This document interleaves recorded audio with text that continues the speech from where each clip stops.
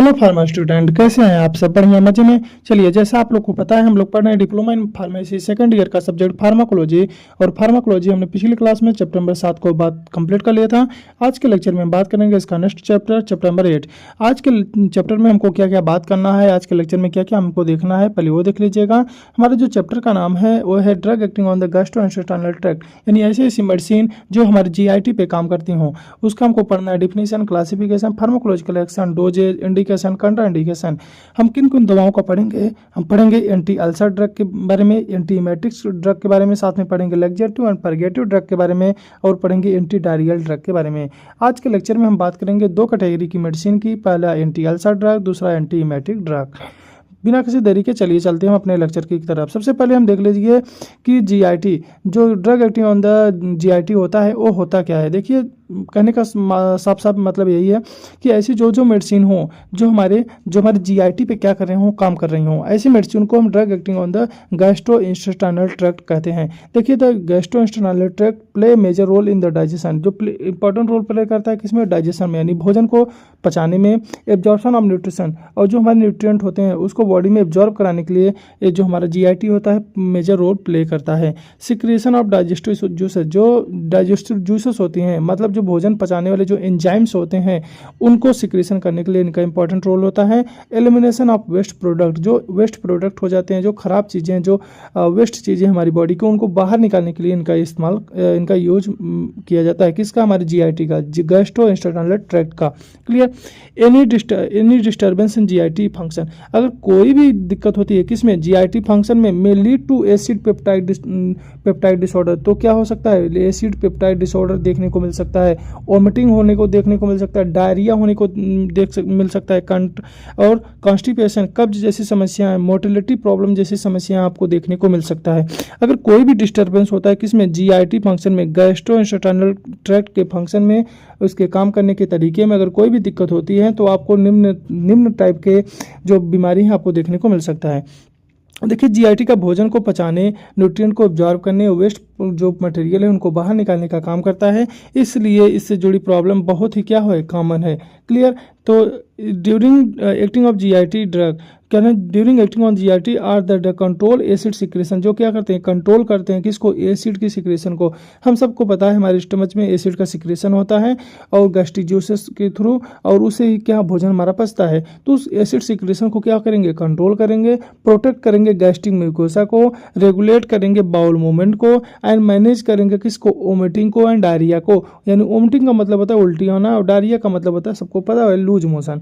इनको रेगुलेट करने का, इनको मैनेज करने का तरीका कैसे? हम क्या करेंगे? ड्रग को जीआईटी पे काम करा के इन सबको मैनेज कर सकते हैं, इन सबको ठीक कर सकते हैं, इन सबको जो उनकी फंक्शन होगी उसको नॉर्मल करवा सकते हैं। स्कोप की बात करें, इस चैप्टर में हमको क्या क्या पढ़ना है? इस चैप्टर में हमको पढ़ना है गैस्ट्रिक एसिड सिक्रेशन को रिड्यूस न्यूट्रलाइज कैसे करती हो, अल्सर हीलिंग में मदद करती हो, साथ ही वोमिटिंग एंड नोसिया को कंट्रोल करती हो, कॉन्स्टिपेशन एंड डायरिया को ट्रीट करती हो, उसे ठीक करती हो, और साथ में इंटेस्टाइनल मोटिलिटी को इंक्रीज या डिक्रीज करती हो। इस चैप्टर में हम इन सब के बारे में पढ़ेंगे। इस चैप्टर में आपको पढ़ाना है एंटी एसिड यानी एंटी अल्सर ड्रग के बारे में, जो पेप्टिक अल्सर या एसिड पेप्टाइड डिसऑर्डर के लिए इस्तेमाल किए जाती हो।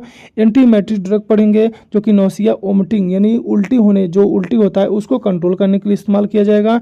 लैक्सेटिव परगेटिव पढ़ेंगे जो कि कॉन्स्टिपेशन में रिलीफ देंगे, यानी आपके पेट को साफ करने वाली मेडिसिन। एंटी डायरियल मतलब जो होता है जो डायरिया को कंट्रोल करेंगे। साथ में हम पढ़ेंगे ड्रग, और इसमें होता है ड्रग अफेक्टिंग जीआई मोटिलिटी। कुछ ऐसी दवा होती है जो गैस्ट्रोइंटेस्टाइनल की मोटिलिटी को क्या कर देती है? इंक्रीज या डिक्रीज कर देती है। क्लियर? तो इसको आपको नहीं पढ़ना है, बाकी आपको 4 को पढ़ना है। आज के लेक्चर में हम बात करेंगे 2 कैटेगरी की मेडिसिन की। पहले देख लीजिए इसका थोड़ा क्लिनिकल इंपॉर्टेंस। पेप्टाइक अल्सर में काम करेगा, जीईआरडी गैस्ट्रोइंटेस्टाइनल रिफ्लक्स डिजीज में काम करेगा, नोसिया एंड वोमिटिंग में काम करेगा, कॉन्स्टिपेशन मतलब कब्ज में काम करेगा, डायरिया में काम करेगा। आज के लेक्चर में हम पढ़ेंगे पहले एंटी अल्सर ड्रग के बारे में। नाम से क्लियर हो रहा है अल्सर। अल्सर का मतलब होता है घाव हो जाना, घाव हो जाना। अल्सर, देखिए, अगर आपको कहीं चोट लग रहा है तो इसका मतलब नहीं कि वो अल्सर है। कहने का मतलब अल्सर तब बोला जाता है जब आपके इंटरनल पार्ट में आपको जब घाव बन जाता है, उसे हम अल्सर कहते हैं। हमारी बॉडी के इंटरनल ऑर्गन में अगर जब कोई घाव बन जाता है उसको हम क्या कहते हैं? उसको हम अल्सर कहते हैं। अगर वो हमारे पैनक्रियाज में बन गया है घाव तो उसको हम पेप्टिक अल्सर बोलेंगे। क्लियर। तो कहने का मतलब जिस पार्ट में बना है उसको हम अल्सर के नाम से देते हैं, लेकिन वो क्या हो, हमारे बॉडी के इंटरनल ऑर्गन में होना चाहिए। एंटी अल्सर मतलब इसको ठीक करने वाले, इसके विरोध, इसको उसको ठीक करने वाले इसके विरोधी जो होते हैं मेडिसिन होते हैं उसको हम क्या कहते हैं, एंटी अल्सर ड्रग करते हैं। यानी anti ulcer drug are use to prevent या treat peptic ulcer. Anti ulcer drug क्या होंगे, ऐसी मेडिसिन होंगे जो कि प्रिवेंट करेंगे यानी रोकेंगे या ट्रीट करेंगे, यानी उसको ट्रीटमेंट देंगे किसको, पेप्टिक अल्सर को, यानी जो पेप्टिक अल्सर डिजीज है उसको ठीक करने का काम कौन करेंगे, एंटी अल्सर ड्रग करेंगे। रिड्यूसिंग गैस्ट्रिक एसिड, जो गैस्ट्रिक एसिड है उसको रिड्यूस कर देंगे। देखिए जो अल्सर बनता है किसके कारण, एसिड के कारण बनता है, तो एसिड की जो क्वांटिटी है यानी गैस्ट्रिक एसिड की जो क्वांटिटी है उसको क्या कर देंगे, रिड्यूस कर देंगे, उसकी सिक्रेशन को रोक देंगे। या प्रोटेक्टिंग गैस्ट्रिक म्यूकोसा, जिससे गैस्ट्रिक म्यूकोसा क्या हो, प्रोटेक्ट हो, बच जाए, जिससे उसमें घाव न बने। This drug are commonly use to in gastric ulcer, ये जो दवा होती है मेनली किस में यूज किए जाते हैं, गैस्ट्रिक अल्सर में, डिओडनल अल्सर में। डिओडनल मतलब आपके डिओडनम भाग में होगा, गैस्ट्रिक का मतलब आपको स्टमच वाले भाग में हो रहा है। डिओडनम मतलब आपको पता है स्मॉल इंटेस्टाइन का जो फर्स्ट पार्ट होता है डिओडनम, उसमें हो सकता है। GERD गैस्ट्रोइंटेस्टाइनल रिफ्लक्स डिजीज में, एसिड पेप्टिक अल्सर डिसऑर्डर में इनका इस्तेमाल किया जाएगा। एंटी अल्सर जो ड्रग होती है पेट की एसिड को क्या कर देती हैं, कम कर देती हैं, और स्टमच लाइनिंग को क्या कर देती हैं, प्रोटेक्ट कर देती हैं, जिससे वहाँ पे क्या हो, कोई भी घाव नहीं बन पाता है। डिफिनेशन की बात करें तो anti ulcer drug are the drug which to heal ulcer by decreasing acid secretion. यह क्या करता है कि घाव को हील कराने में, जो अल्सर है उसे भी हील कराने में हेल्प करता है। कैसे, decreasing the acid secretion, acid की सिक्रेशन को डिक्रीज करके, न्यूट्रलाइज करके, एसिड जो एसिड है उसे न्यूट्रलाइज करके, या स्ट्रेंथिंग द म्यूकोसा डिफेंस, या म्यूकोसा की जो लाइनिंग है उसको क्या करना है, उसको स्ट्रेंथ प्रोवाइड करना, उसको मजबूती प्रोवाइड करना, जिससे वो क्या हो, अपने आप को बचा सके। क्लियर। आगे बात करेंगे इसके क्लासिफिकेशन की, तो इसमें आता है एंटा एसिड। एंटा एसिड सबको पता है, aluminium hydroxide, magnesium hydroxide, calcium carbonate, sodium bicarbonate antacid के रूप में यूज किए जाते हैं। आगे बात करेंगे H2 रिसेप्टर ब्लॉकर आते हैं, जैसे सिमेट्रिडीन और रेनिटिडीन। रेनिटिडीन को हम बहुत मोस्ट कॉमन जानते हैं, इसको हम गैस के लिए इस्तेमाल करते हैं, आप सबको पता है रेनिटिडीन को, जिसको पिंटॉप के नाम से मिलता है मार्केट में। और साथ में आता है फेमोटिडीन। क्लियर। तो रेनिटिडीन, फेमोटिडीन, सिमेटिडीन, ये क्या है, हमारे H2 रिसेप्टर ब्लॉकर होते हैं। आगे है प्रोटॉन पंप इनहिबिटर, जिसमें क्या आता है, ओमनीपेराजोल, मोस्ट कॉमन आप सबको पता है ओमनीपेराजोल। पेंटाप्रोजोल आप सबको पता ही होगा। इसमें प्राजोल होता है, साथ में लेसनोप्राजोल भी आता है। म्यूकोसल प्रोटेक्टिव एजेंट की बारे में बात करें तो सुक्रेल फैट एंड बाईमस सब सिट्रेट भी मार्केट में देखने को मिलते हैं। आगे बात करेंगे प्रोस्टाग्लैंडिन एनालॉग्स की, तो मीसोप्रोस्ट्रॉल भी मार्केट में मिलता है, जो कि क्या है, प्रोस्टाग्लैंडिन एनालॉग्स होते हैं। फार्माकोलॉजिकल एक्शन की बात करें तो एंटा एसिड क्या करता है, देखिए एंटा एसिड जो है ये क्या करेगा, न्यूट्रलाइज कर देगा गैस्ट्रिक हाइड्रोक्लोरिक एसिड को। जो हमारे स्टमच में HCl एसिड है, हाइड्रोक्लोरिक एसिड है, उसे क्या कर देगा, न्यूट्रलाइज कर देगा, जिससे गैस्ट्रिक pH बढ़ जाएगा। हम सबको पता है pH के कम होने से एसिड की मात्रा बढ़ जाती है, तो pH बढ़ेगा मतलब क्या होगा, एसिड कम होगा, तो पेप्सिन की एक्टिविटी क्या हो जाएगी, कम हो जाएगी। और rapid relief from the pain and burning sensation, जो बर्निंग जो जलन होता है उस सेंसेशन को क्या हो जाएगा, कम हो जाएगा। क्लियर। एसिड न्यूट्रलाइज होकर जलन और दर्द को क्या हो जाते हैं, कम कर देते हैं। H2 रिसेप्टर ब्लॉकर क्या होते हैं, this drug blocks H2 receptor on the parietal cells, parietal cells पे जो H2 रिसेप्टर है उन्हें ब्लॉक कर देता है। हिस्टामिन इंडिकेटेड एसिड सिक्रेशन क्या कर देता है, कम कर देता है, और बेसल नोक्टोरल एसिड सिक्रेशन भी कम हो जाता है। हिस्टामिन का इफेक्ट रोकने से एसिड बनना क्या हो जाता है, कम हो जाता है। आगे बात करेंगे प्रोटॉन पंप इनहिबिटर की, this drug irreversibly inhibit the hydrogen and potassium ATPase। Proton pump जो प्रोटॉन पंप होता है उसके माध्यम से क्या होता है, इनवर्सबली इनहिबिट कर देता है हाइड्रोजन एंड पोटेशियम का इनटेक, यानी इनहिबिट कर देता है। एंड फाइनल स्टेप क्या होगा, एसिड का सिक्रेशन ब्लॉक हो जाएगा, मोस्ट पावरफुल एसिड सप्रेशन हो जाएगा, यानी जो एसिड का जो कम होना है वो क्या हो जाएगा, बहुत अधिक हो जाएगा। एसिड बनने की लास्ट स्टेप ही क्या हो जाती है, इसमें बंद हो जाती है, जिससे एसिड की मात्रा हमारी बॉडी में क्या हो जाएगी, कम हो जाएगी, और इन जो प्रॉब्लम हो रहा था अल्सर वाली वो ठीक हो जाएगी। अगला क्या है, म्यूकोसल प्रोटेक्टिव एजेंट, यानी this drug form A protective coating, ये क्या करती है, प्रोटेक्टिव कोटिंग बना लेती है, एक लेयर बना लेती है, किस पर, अल्सर बेस पे, जो हम जहाँ पे हमारा घाव है उस पर क्या है, एक लेयर बना लेगी। Prevent further damage bye acid pepsin, जिससे फर्दर जो एसिड है पेप्सिन है उस आके उसको लेयर को डैमेज ना कर पाए, उस घाव को डैमेज ना कर पाए, और जिससे वो हमारा घाव क्या हो, भर जाए, हील हो जाए अच्छे से, और जल्दी प्रमोट हो जाए, जिससे जिससे घाव जल्दी भर जाए। अल्सर पर कवरिंग बनाकर प्रोटेक्शन देने का काम क्या कौन करता है? म्यूकोसल प्रोटेक्टिव एजेंट काम करते हैं। आगे बात करेंगे prostaglandin analogues. This drug increase mucus and bicarbonate secretion. ये क्या कर देता है? इंक्रीज कर देता है म्यूकस को एंड बाइकार्बोनेट सिक्रीशन को। रिड्यूस गैस्ट्रिक एसिड सिक्रीशन, जिससे गैस्ट्रिक एसिड सिक्रीशन क्या हो जाता है? कम हो जाता है। प्रोटेक्ट करेगा गैस्ट्रिक म्यूकोसा को। Specially एनसेड non steroidal anti inflammatory drug induce ulcer कर देते हैं, यानी स्पेशली उनके लिए इस्तेमाल करेगा। स्टमक की नेचुरल जो प्रोटेक्शन हो उसे क्या कर देगी? बढ़ा देगी। अब करें इसकी डोज की बात करेंगे। एल्युमिनियम हाइड्रोक्साइड जो दिया जाता है 500 से 100 mg दिया जाएगा। रेनिटिडीन दिया जाता है 150 mg, दिन में 2 बार दिया जा सकता है। ओमनीपैराजोल 20 से 40 mg, दिन में 1 बार दिया जाता है। और अक्सर इसे खाना खाने के पहले सुबह लिया जाता है खाली पेट। क्लियर। आगे बात करेंगे जो क्या सुक्राल फैट जो होते हैं ये दिया जाता है 1 ग्राम या दिया जाता है दिन में 4 बार। इंडिकेशन किस में इस्तेमाल किया जाएगा? तो पेप्टिक अल्सर डिजीज में, GERD में, और सब में गोलिंगर इलेंसन सिंड्रोम में, एनसिड इंड्यूस्ड अल्सर में। यानी non steroidal anti inflammatory drug के कारण अगर कोई अल्सर इंड्यूस हो गया है तो भी इसमें इसका इस्तेमाल किया जाएगा। आगे हम बात करेंगे कंट्राइंडिकेशन किस में नहीं देना है। तो हम सबको पता है सीवियर रीनल फेलियर में नहीं देंगे। प्रेगनेंसी के टाइम पे नहीं दिया जाता है मेनली किसको? मीसोप्रोस्ट्रॉल को। क्यों? क्योंकि हमको पता है प्रोस्टाग्लैंडिन क्या एक हार्मोन्स है, और हार्मोन हमारी बॉडी में क्या करेगा? प्रेगनेंसी के टाइम पे वो क्या करेगा? डिस्टर्ब कर दे सकता है। साथ में हाइपर सेंसिटिव ड्रग जिसको है उसको नहीं देंगे। Long term miss use without diagnose, लंबे समय तक इसका यूज नहीं करेंगे। क्यों? क्योंकि बिना डायग्नोस के हम इसका इस्तेमाल नहीं कर सकते हैं। किडनी प्रॉब्लम और प्रेगनेंसी में कुछ दवाएं नहीं दी जा सकती हैं। एक लाइन में बात करें तो anti ulcer drug with medicine होती हैं जो ट्रीट करती हैं, जो ठीक करती हैं पेप्टिक अल्सर को बाय रिड्यूसिंग गैस्ट्रिक एसिड। जो गैस्ट्रिक एसिड है उसको रिड्यूस करके या गैस्ट्रिक म्यूकोसा को क्या करके? प्रिवेंट करके, आपकी म्यूकोसा लेयर को प्रिवेंट करके उसको प्रोटेक्शन प्रोवाइड करके प्रोटेक्ट करके हम इसका इस्तेमाल करेंगे। ऐसी मेडिसिन को हम एंटी अल्सर ड्रग के नाम से जानते हैं।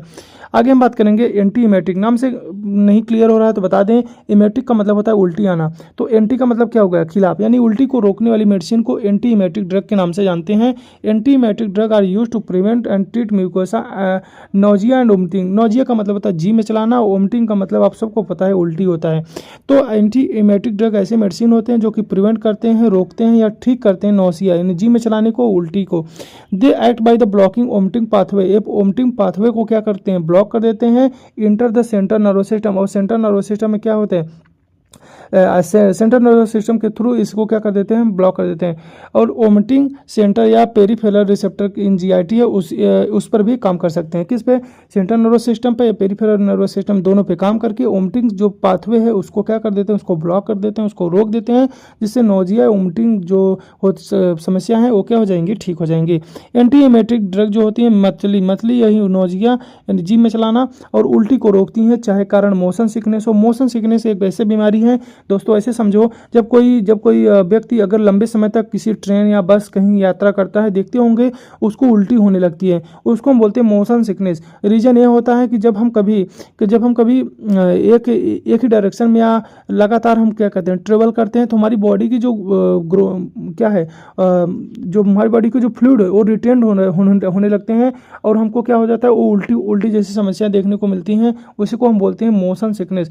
जो ड्रग होते हैं इसी सर्जरी के करें, ड्रग्स हो या सर्जरी हो, इनके माध्यम से अगर कोई दिक्कत हो रही, उल्टी हो रही, चाहे मोशन सिकनेस हो, चाहे किसी ड्रग के कारण हो रहा हो, चाहे सर्जरी के टाइम पे होता हो, तो ऐसे को हम एंटीमेटिक ड्रग के माध्यम से ठीक कर सकते हैं।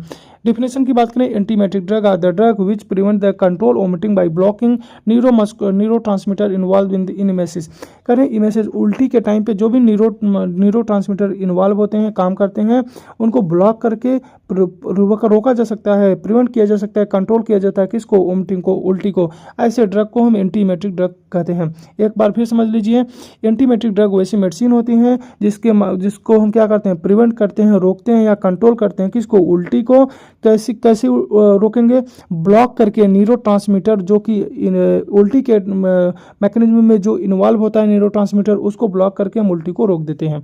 आगे हम बात करेंगे दोस्तों इसके क्लासिफिकेशन की, तो इसमें आता है डोपामिन D2 रिसेप्टर ब्लॉकर, जिसमें आता है मेटोक्लोप्रामाइड एंड आता है domperidone. Domperidone most common use किया जाने वाला एंटीमेटिक ड्रग है और साथ में है पेराजीन आते हैं और सेरोटोनिन 5-HT रिसेप्टर ब्लॉकर भी आते हैं, जिसमें ओंडास्टान भी इंजेक्शन के रूप में बहुत अधिक यूज़ किया जाता है।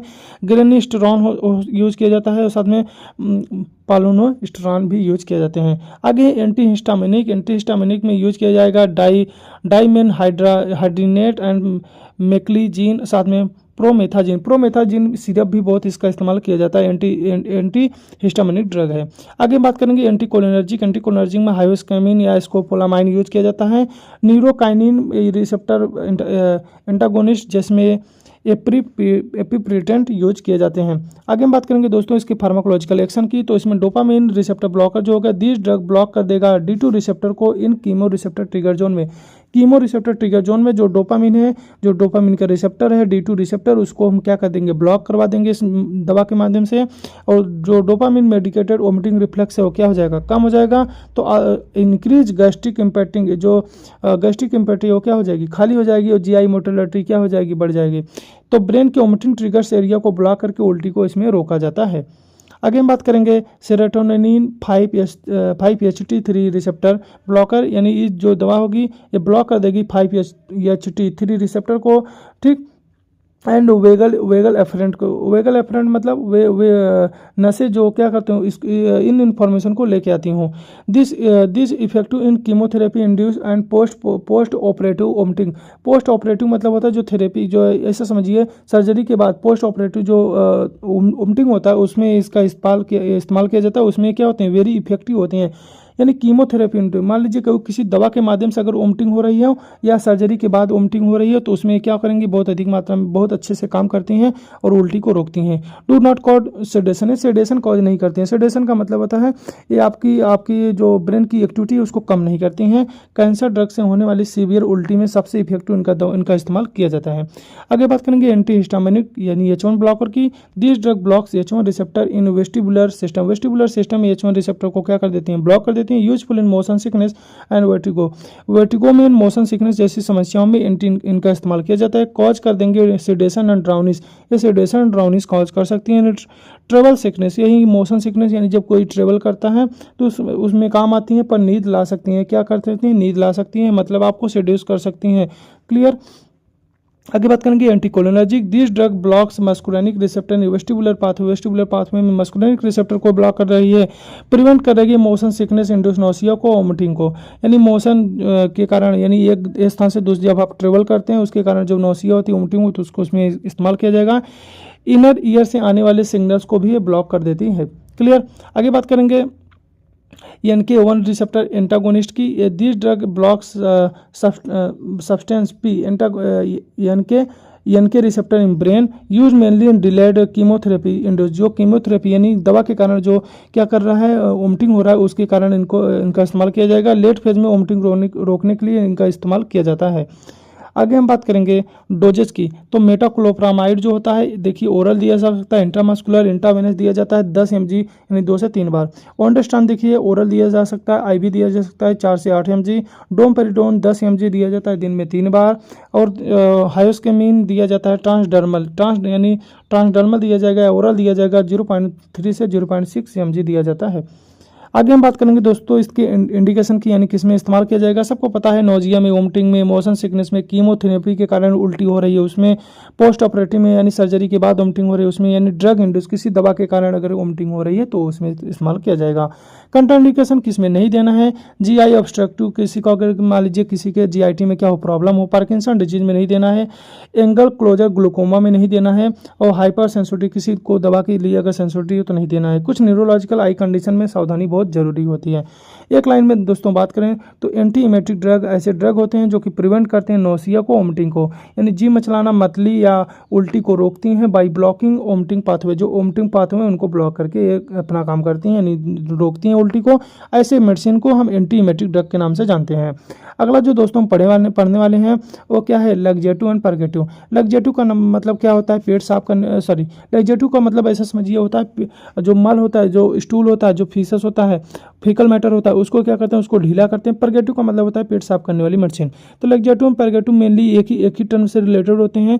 यानी लैक्सेटिव क्या, अगर ड्रग की अगर क्वांटिटी कम दी जाए तो लैक्सेटिव काम करेंगे, अगर क्वांटिटी बढ़ा दी जाए तो परगेटिव काम करेंगे। क्लियर। तो लैक्सेटिव और परगेटिव आर जो drug use to facilitate evacuation of bowel by increasing intestinal motility and softening stool. जो स्टूल होता है, जो मल होता है, उसको क्या करता है, उसको सॉफ्ट कर देता है और इंटेस्टाइनल मोटिलिटी को क्या कर देता है, बढ़ा देता है। जब इंटेस्टाइनल मोटिलिटी जब बढ़ जाएगी तो जो हमारा मल हो वो क्या हो जाएगा, वो इजीली पास आउट हो जाएगा। करें these used in the constipation, कब्ज वाली समस्या में इनका इस्तेमाल किया जाएगा। जिसको कब्ज की समस्या है उसको लैक्सेटिव परगेटिव जैसी मेडिसिन दी जाएंगी।